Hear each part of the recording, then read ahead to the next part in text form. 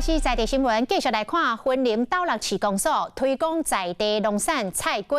5月初6，要伫斗六的碰瓷公园来举办菜瓜节，现场有地食有地耍，讲欢迎大家去参加。 为了推广在地菜瓜，斗六市公所伫咧5月初6斗六碰瓷公园举办菜瓜节活动，除了卖在地农特产，公所嘛举办真侪种趣味游戏，卖传好食的菜瓜梅。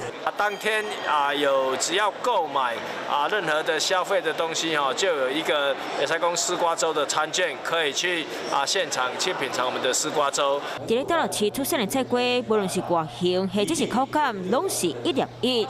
今做30多档的产销班长潘丽娟，嘛来教大家要如何经水的菜瓜。3只手指头，这样子就可以采收，这是最美味的时候。斗六市公所嘛希望将菜瓜会当推广给更多人熟悉，邀请大家做来车行搭，嘛顺便食好食的菜瓜梅。 Hello， 我是叶明。想要看到更多更及时的新闻内容，请订阅华视新闻的 YouTube 频道，并且按赞、开启小铃铛。